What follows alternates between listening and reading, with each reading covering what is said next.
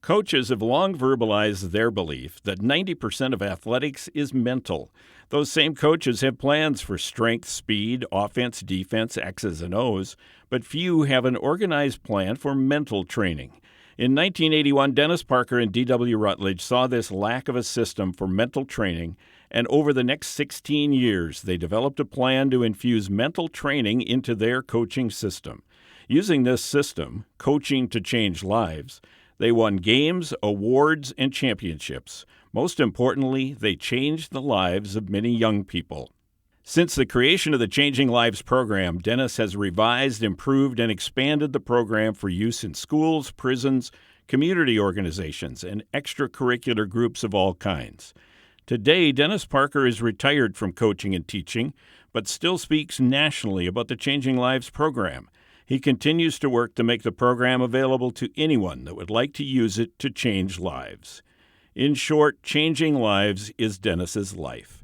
To Dennis, it's important that you understand that Changing Lives wants to help you help young people and people of all ages to become the best person they can be. Dennis and the team at Changing Lives welcomes your feedback. Ladies and gentlemen, Dennis Parker. Thank you, Bill. I'm going to begin with two assumptions. The first assumption is that you either want to be a better person, and you're going to use this curriculum to help yourself develop to be a better person, a better student, a better athlete, a better parent, or just a better person.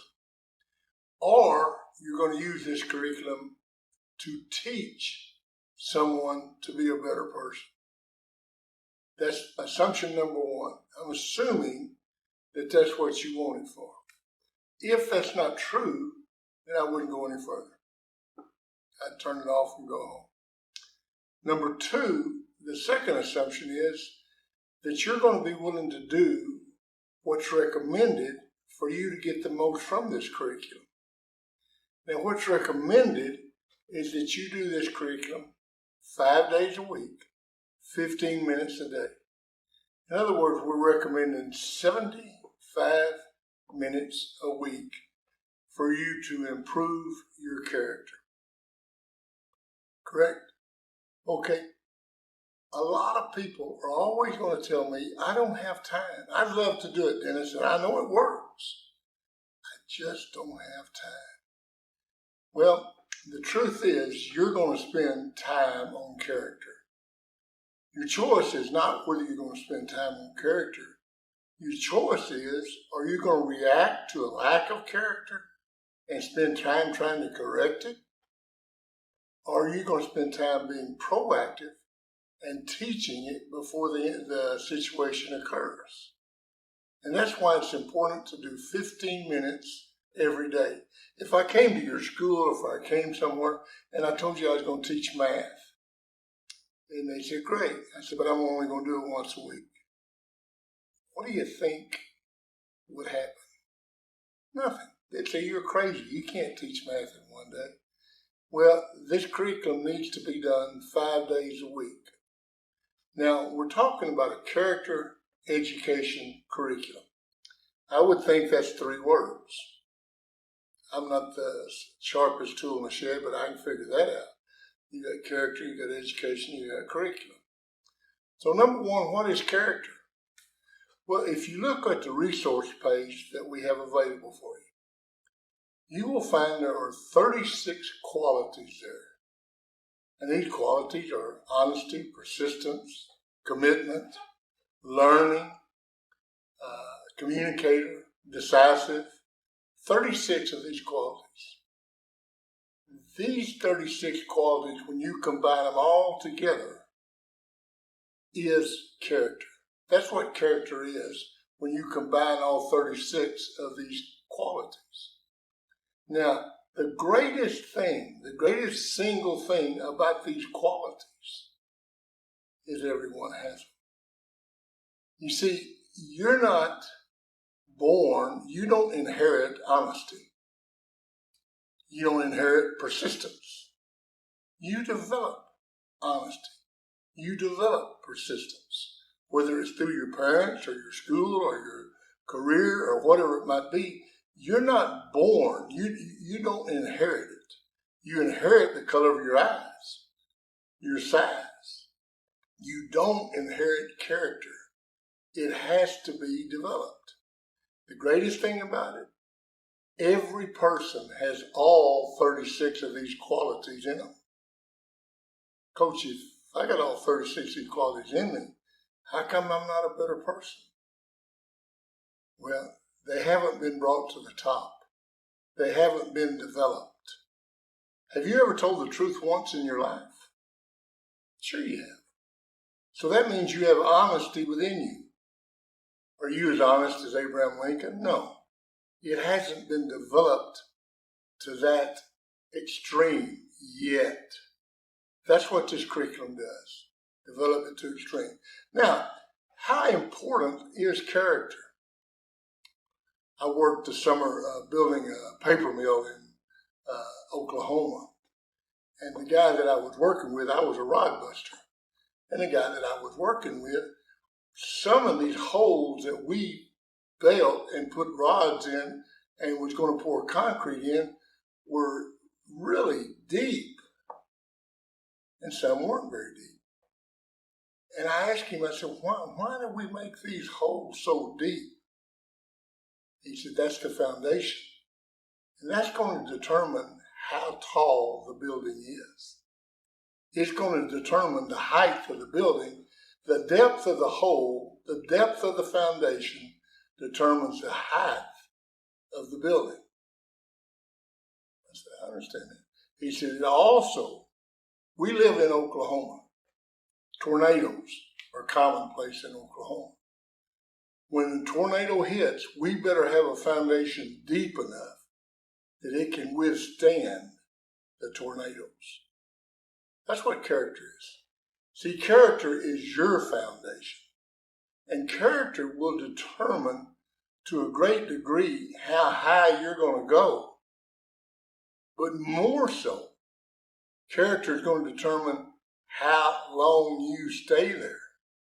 In other words, when the tornadoes come in your life, the temptations, the things to do that you shouldn't do, the ability to withstand those tornadoes, that's based on your character. John Wooden said, talent can get you to the top. Only character can keep you there. How important is character? Think about, they did a survey to find out the 3 greatest villains ever lived by a survey. Number 1, Judas Iscariot. You know any boys named Judas? Nobody names their son Judas. Judas is the scourge of everybody thinks so poorly of Judas. Judas, according to the Bible, was probably the most intelligent of the 12 disciples. Judas was the guy in charge of the money. He just had one character flaw. He wanted Jesus to be the king in an earthly manner. He wanted to rule over everybody. Character flaw. And that's what caused him to betray the Lord. The second was a guy named Benedict Arnold. Benedict Arnold was just as popular and just as instrumental in winning the War of Independence as George Washington, until he could no longer see himself as the leading man. He became jealous of Washington, and he became angry at the Continental Congress for not giving him commission. So with that character flaw, he tried to sell out West Point. Had he been successful, we would have probably lost the Revolutionary War. The third person, Adolf Hitler. Hitler had talent. Oh, they said he was one of the greatest speakers, unbelievable charisma, great organization ability, no character. You see, what makes somebody a poor human being, it's not talent, it's character. It's the foundation that you have that's going to determine that. Now, the third word there is curriculum. What is a curriculum? A curriculum is simply a way to teach the character. That's what it does. Now, how do we do this? How do we use a curriculum? Monday, very important. Monday, we focus on one thing, setting goals. We'll give you a description of the quality we're going to work on that week, and maybe a little introduction. But our focus, total focus, is going to be on setting goals. You see, you can teach someone about goal setting, the head knowledge, but you won't ever learn how to set goals until you set and accomplish goals. So Monday is a focus on that. Tuesday, Wednesday, and Thursday, I'll tell you a story. And there's 3 stories, one Tuesday, one Wednesday, one Thursday. One of them should be meaningful to you, because the stories will either be a positive story to show you the positive effects of the quality, or a negative story that show you the lack of that quality. Now, what's important about the story is at the end of the story, are some questions. Now, these questions, you'll answer these questions, and you need to answer these questions in written form. Why? There's a scientific reason for that. At the base of your skull is a group of cells, and they're called the reticular activating sensors. Don't worry about that fancy name, just call them the RAS. Essentially what they are the junk mail filters of the brain. If you tried to process all the information you got in one day, you'd go crazy. So this thing filters out, and it lets in 2 things into your brain. Number 1, anything that's a danger. If it perceives something to be a danger, then it's going to let it in. Number 2, it lets in anything it determines to be important. Now, what's important here is when you write something down, the brain determines it must be important. So it files it for further use. If you listen to me, probably you will remember 2% of what I say. If you listen to me and write the answers to these questions, you'll remember 60 to 80%. If you write the answers, and if you discuss the answers with an accountability partner, you're going to remember 80 to 100.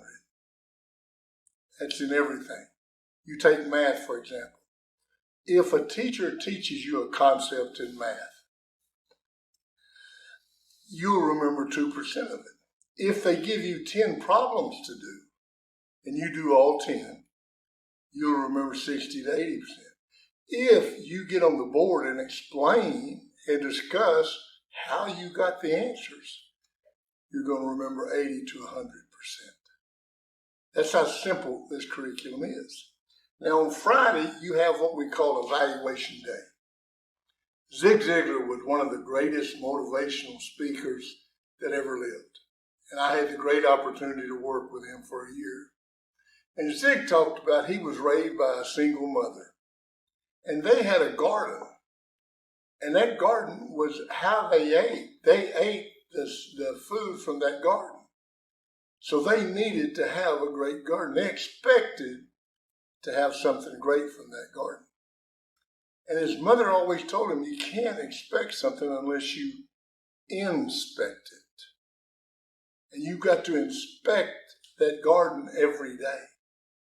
Well, that's what Friday is. Friday is our day of inspection. See, on Monday, you should have written 3 goals that you were going to accomplish that day. Tuesday, you write 3 goals. Wednesday, 3 goals. Thursday, 3 goals. Friday, you look back and you say, I did, and I accomplished give yourself a plus.